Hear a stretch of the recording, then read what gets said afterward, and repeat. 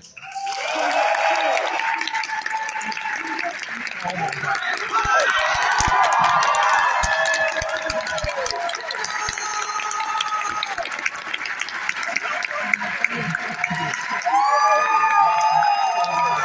you so much. Thank you. Thank you so much for being here. It's very rare that we in Salt Lake get talent. And what better place? That is not what I meant.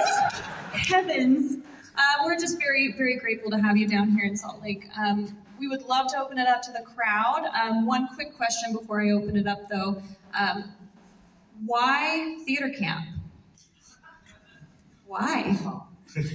I mean, I think it's just been in our blood since birth, wanting to tell this story. And this is how we all met, is from doing theater. And because we know it so well, we felt like we had the right to make fun of it in a light way. But I met Ben doing community theater when I was 3 and was obsessed with him, and he was gay and didn't like me. And then we met Nick in high school and collaborated, and then met Noah doing a workshop of a musical. So it just felt, you know, like the right thing to do for our first thing. And we're just so grateful you're all here. Like, we still can't believe anyone would come. So it just means so much to us, truly.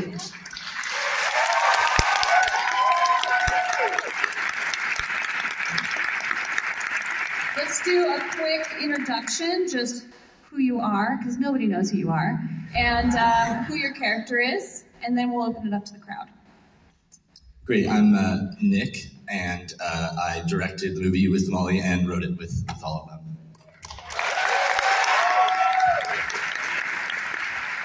I'm Noah, I played Glenn, and I wrote it, and we produced it.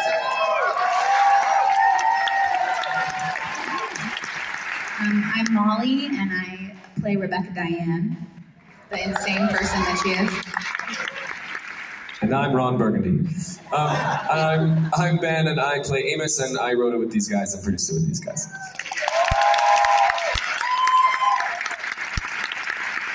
All right, who's got a question? I'm going to start in the balcony. Well, that's a wrap. Thanks so much for coming, everyone. Oh, we've got one. All right, I see you. Do. Go ahead, sweetheart.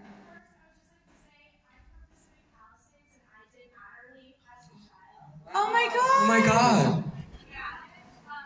That's how Molly and Ben met.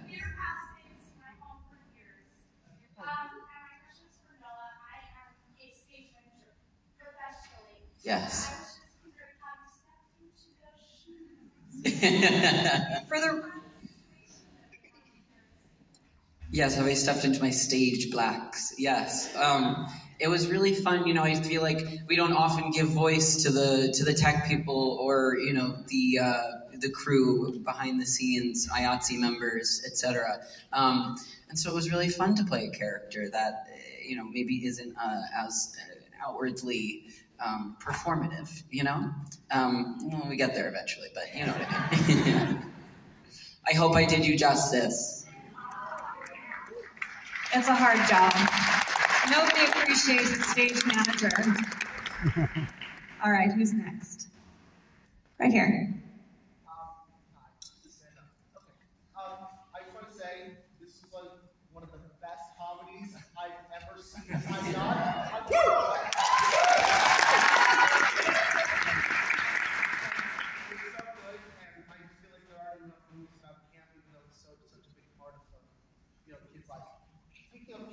What was it like casting, and what was it like working with the kids? I know since you were, like, a lot of you were in the production, were also in it, so you were acting, directing, and also working with kids.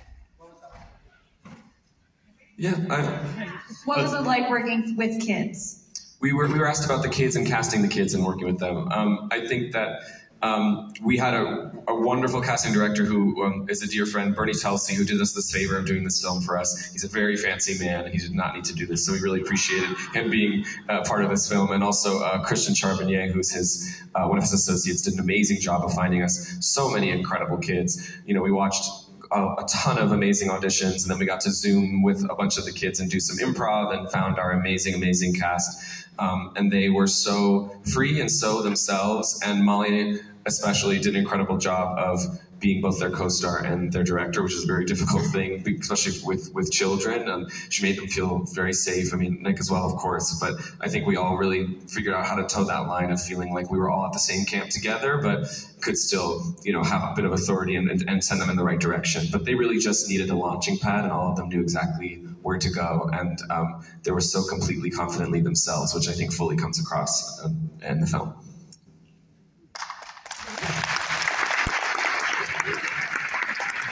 Anyone else want to speak to that, or has Ben got it covered? I mean, Ben just smashed that answer. Gotcha. But yeah, the kid. I would say that when we were pitching the movie, the biggest thing that we kept hearing was, how are these kids going to be able to improvise? And I think they were better than all of us. They're so free and authentic, and they knew the movie better than us, and they were just funnier than everyone. So we're so thankful for them, because they're like the heartbeat of this movie. Now, I know the audience is really scary, but I'm going to have you guys come forward just a titch. Not too far. They might jump into your laps. Be careful. Splash zone. All right, who is next? Right here. What inspiration and influences did you draw from previous mockumentaries? Yeah, that's a really good question. I think, one thing that we really love is like documentaries and verite documentaries, especially, and how those movies can be really funny, even though obviously they're just being a fly on the wall and letting those things play out. And so I think we are extremely inspired by Christopher Guest, and definitely love like the way that he creates roles so specifically tailored for the people that he works with over and over. And so we definitely took that, but we wanted to try, there's a lot of now mockumentary content out there, and we wanted to try to maybe take on the challenge of not using interviews and really just like living in the space and hoping people would just sort of buy the world that we were setting up. Nick and I love the movie The War Room, and when we were also pitching this, we would say that we wanted it to be like that. So people were like, it's improv with kids and it's The War Room. This is so weird. I don't understand this. But yeah, we just wanted to like be really close to the characters and let their emotion and just them just being themselves really tell the story without them explaining what was happening. Next question. Right here.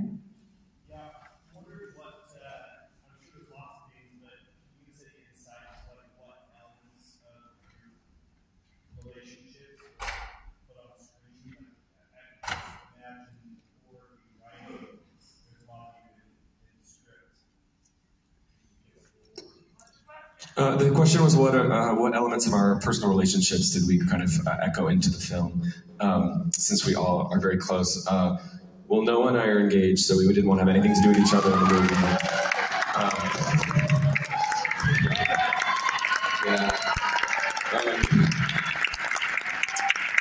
I think all of us, as Molly alluded to earlier, met.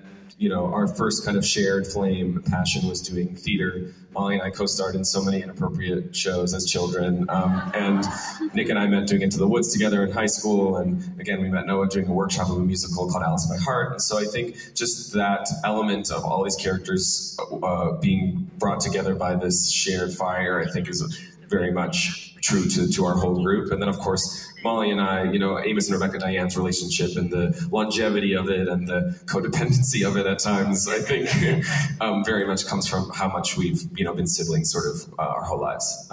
And that is real video footage of them as children performing together. It is. Yeah. Yes. I just say you guys were absolutely amazing. Ben Platt, I love you. You're amazing. My question was there any improvisation during it? Extensively. The question was, is there any improv in the movie? Yes. We were working off a scriptment even. Like it was sort of an outline, and some of the scenes we ended up writing dialogue for, but a lot of the scenes, a majority of the scenes were really found on the day, and the dialogue was really found on the day. We we were always trying to, we had made a short that this sort of came out of, and from that, we'd always kind of wanted to make something that was built around improv and built around like performers really getting to own their roles. And you want to talk more about that? Yeah. No, yeah, and like there was a moment where we had like we only had a limited number of hours with the kids, and so we had 2 hours with nothing to do, which was crazy for this 19-day shoot. And so Ben and I we all made up this scene of Ben and I writing the musical together. That wasn't even in the script. And that just came of us just having fun and riffing with each other. And that really comes from knowing each other so well that we could do that. And then when we were editing it, we were like, oh my God, what if we didn't have this scene? We're so lucky that we had that 2 hours, but it was so wonderful to be able to make a movie where we could just make up an entire scene on a day. Balcony. Balcony. We've got one here. Woo! Shout out Hudson Valley. Warwick. How about back of house here? Way back here. Do we have a question, or am I blind? Yes.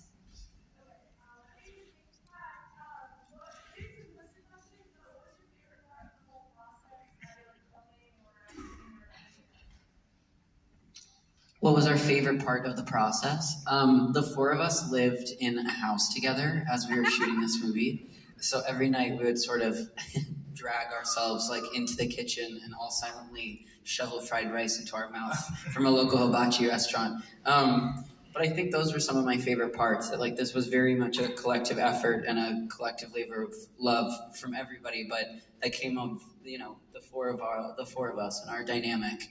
And I just loved getting to go home together every night and sort of get to relish in every minute of this process. Yeah, no, I totally agree. But that's not my answer. No, I actually have to say that, like, I think this was, obviously every movie's stressful. This movie was very stressful, 19 days, improv. And there was something about when we did the auditions and every single kid came in so prepared, so locked in. We thought this impossible day would never be made, and it was just because of their dedication and their level of preparation that we were able to make that, and it was just amazing.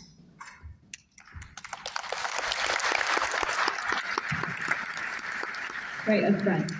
Hi, first off, thank you so much for telling this amazing story. Me and my friends here are like theater kids for life. I've been to a lot of theater camps in upstate New York, so that story hit on a very personal level. I just wanted to first ask, what was your inspiration behind doing this sort of old film 1970s vibe of shooting that mockumentary? What was the reason behind that? Yeah, I think we just wanted it to have this timeless, nostalgic energy. I think camp is this time in your life where you feel like anything is possible and you're like, this guy doesn't like me. I'm going to make him like me, and the sun is setting, and it's crazy, and it's only this night. But we just wanted to make something that could kind of exist in any time. And also just we're inspired by so many actual documentaries of that time period. And so we always wanted to have that film grain on it and use that color palette. And our cinematographer, Nate Hertzellers, is amazing and was using these very crazy lenses and was running around, and they were very light so he could run around and do anything. And we also wanted to shoot 360 and have everyone kind of be ready at all times and make it feel as real as possible, even in this very heightened world, because obviously with theater people, they're the main characters of their own life. So you kind of can be as crazy as you want.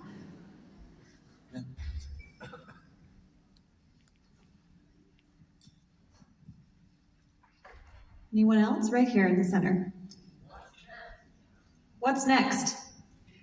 Sleeping. We finished this movie last week, so this is very exciting to have. Yeah, we had our final mix last week, so. You can see Ben starring in Parade the Musical on Broadway. Yeah, very, very similar in tone to this piece. Majorly. Yes. Were there ever any alternate endings where Joan didn't wake up or Troy didn't save the ideas,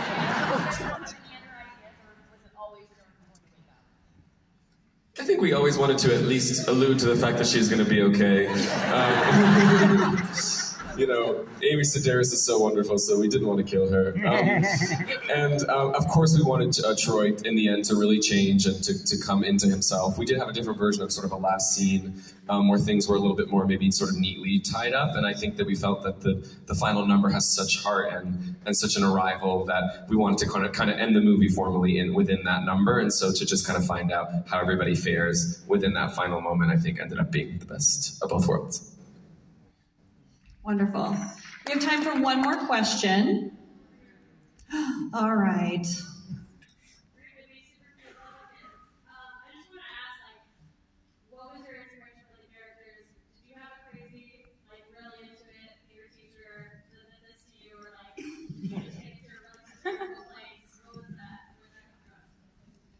I mean, the movie is dedicated to our drama teachers because we definitely took lots of inspiration from that. Our shout out to the Adderley School. Janet Adderley was our teacher, who IO is named after. And Walsh, Ted Walsh is Noah, Ben, and Nick's teacher.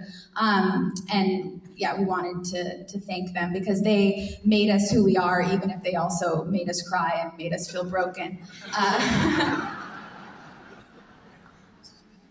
That's fantastic. Nick, we're going to borrow your microphone. Take Nick here. Sure. We just have a quick surprise in the audience. Oh my gosh.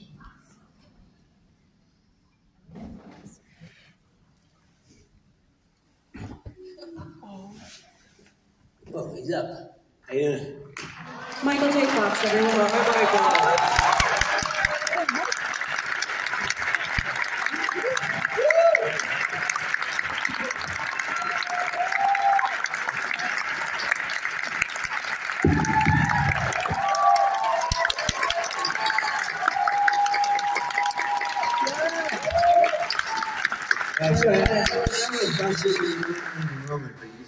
This is the next situation for me, so I go down in a second.